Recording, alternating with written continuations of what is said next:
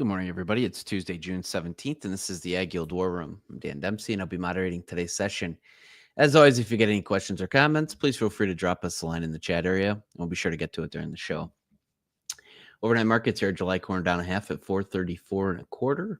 July soybeans were up 2 at 1071 and 3/4. And July Chicago wheat was up 5 at 541 and a half. This morning, we had an export sales announcement of 120,000 metric tons of soybean meal and cake to unknown destinations for 25-26.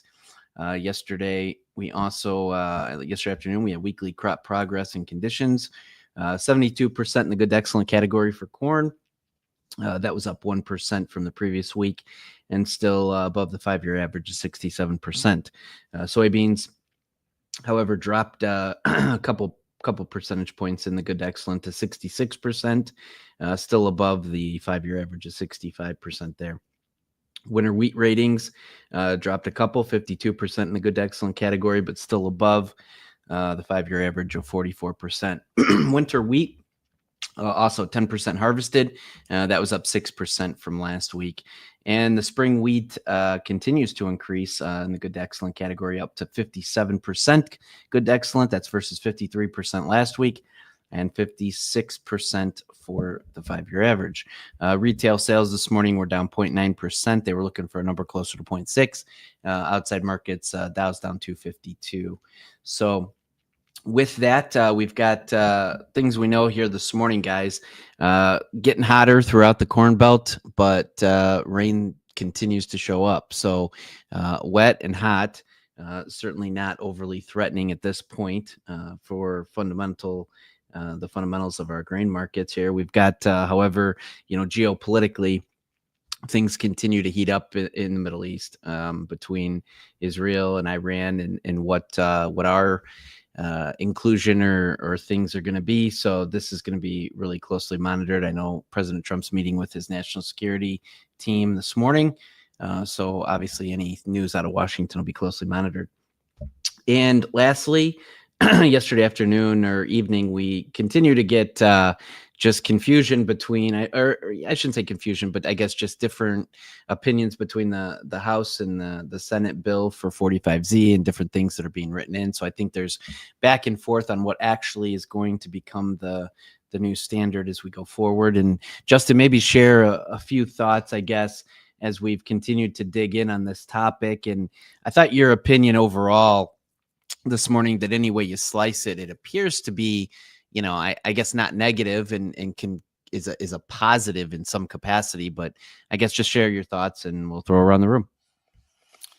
Yeah. So, I mean, obviously the industry is viewing it as positive. We were lock limit up for 2 days in a row in soybean oil, which can't remember the last time that happened, but it's been a decade or so probably. So yeah, it's confusing because there's these giant bills. Obviously, attorneys are striking words out, putting verbiage in. It's really hard to kind of dissect it all. I would say the general theme that seems to be, I guess, consistent throughout is that, trying to address the, foreign feedstock component of it. Whether it's 45Z or the EPA guidance, so that's positive, right? That's something we've talked about on the show for a long time that, as a common sense person looking at, like, why are we subsidizing used cooking oil from China, for example? That makes zero sense as a taxpayer, right? We should be stimulating the ag economy, relying more on domestic demand, rather than trying to compete against South America on exports, trying to get these trade deals with these countries. We should try to be using as much as we can domestically at a minimum. So it does seem like that's a general theme.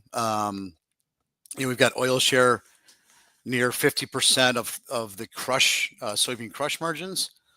And I believe that's, kind of where we should be. I think the way the market's reacted makes sense. We saw soybean meal export sales today. We're kind of making new lows for the move in meal. So if you kind of take everything at face value, right, we should be crushing more in this country, using more in this country, exporting more meal, exporting less soybeans, and importing less feedstocks for biodiesel demand. So I think on the surface, the way things have acted this week and Friday makes sense so far. Corn, the question is, does this, the soybean oil lift all ships, right? It's it's a pretty small market. I think yes, over time, just because if we get good crush margins, I think we pick up bean demand. We have some kind of a battle for acres out forward. In the near term, the weather has been too good. The funds have wanted to be short, corn and wheat. But I do think this is a overall, long-term positive development. So, soybean oil is definitely the victor right now. It's been offset a little bit by meal kind of selling off because of, like I said, that rebalancing of where oil share needs to be. But overall, I think it's a positive. Justin, what's your opinion on meal getting to a price where it actually I think it has been competitive as a feed ration with corn. Is there a battle there where corn struggles because meal becomes weaker and weaker? I don't think so. I personally, obviously you can't just feed meal. Mm-hmm. You have to have corn, right? So you can change the mix, but I actually think this is positive for corn because the cheaper you get meal, you just feed more, right? You feed more corn and you feed more meal. So you got relatively cheap corn, relatively cheap meal, especially when you look at animal prices. So I think it encourages expansion. If you you can have super cheap meal for extended amount of time, you're gonna, not just the U.S. but the world, you're gonna, increase protein, which we should, right? We have record high animal prices sectors, right? We're gonna expand herds around the world. We're gonna, produce more chickens, more hogs, more cattle. So I think it's a net positive for demand. You can change rations here and there.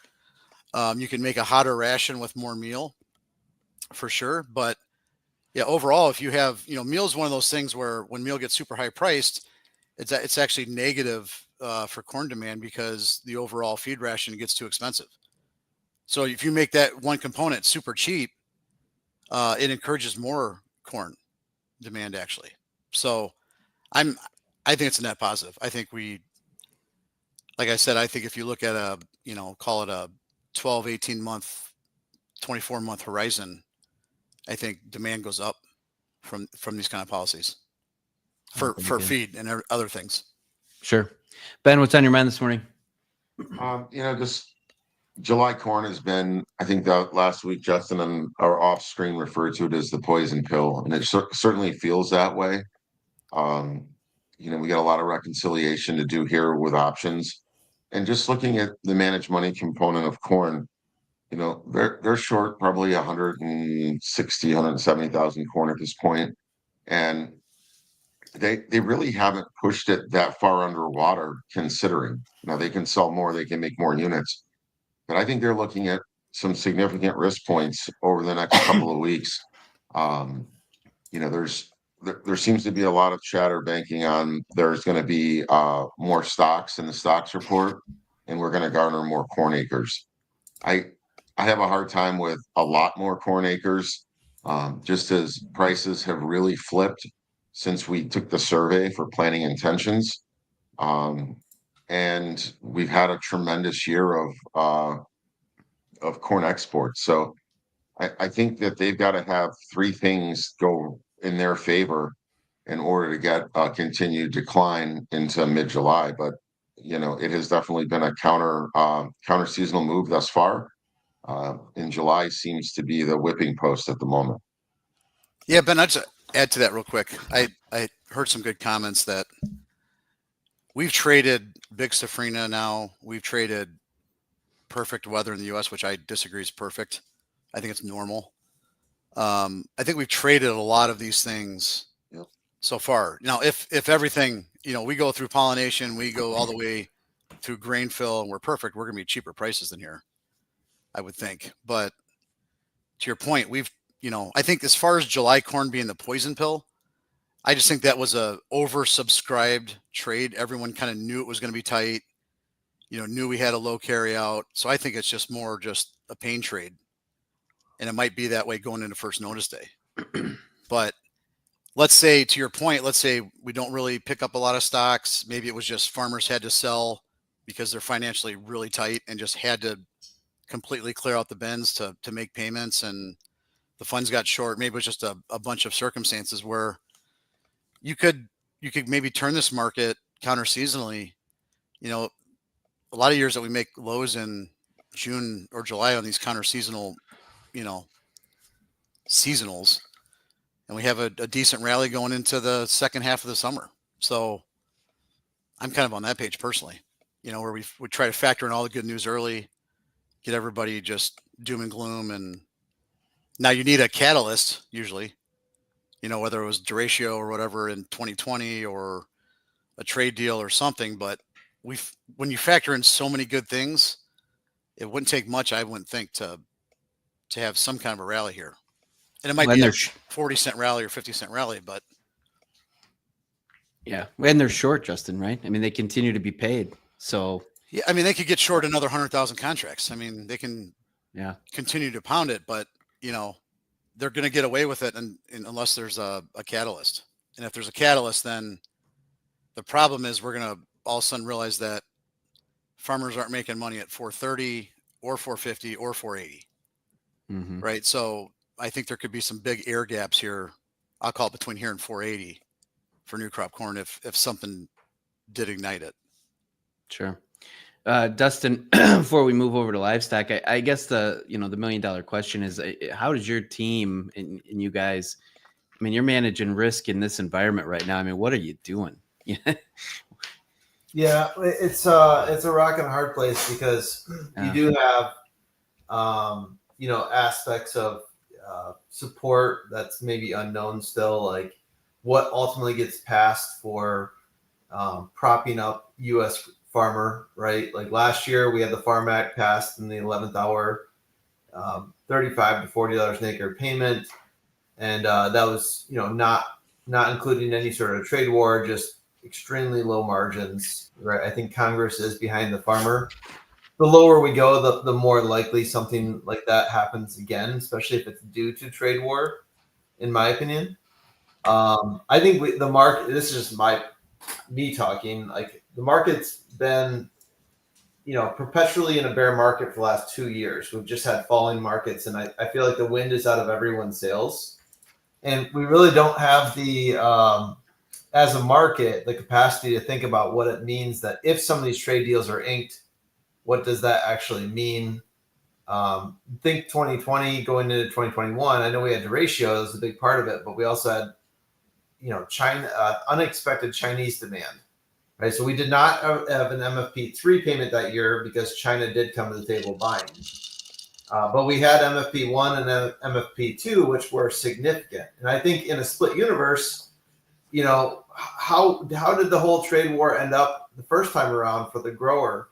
If China was going to have ASF in the first place, there might have been actually more money in farmers' hands because of those payments, just because naturally reduced demand globally during that time frame.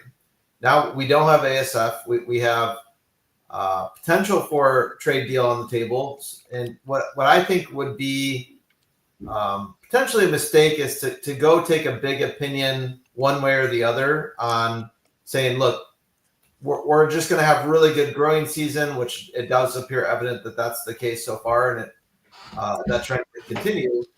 So we might as well sell it because we're going to go down to sub $4 corn and into the 9s for beans. That might be where we end up at. What kind of support do we have from Congress? What kind of support do we have from crop insurance, if you bought up extra crop insurance? And, was there some sort of trade reason that this happened? Or you're the one person who gets a little bit overly sold and we don't finish out well, and there's a trade deal with China and you kind of locked in negative $100 an acre margins.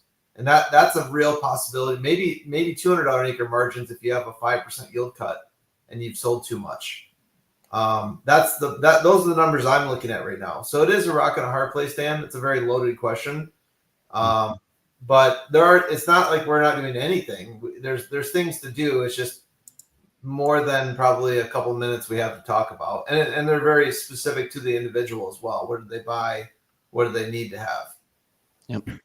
I did want to just talk a little bit about the soybean oil real quick too. Like they have been driving crush margins up. New crop crush margins are above $2 right now.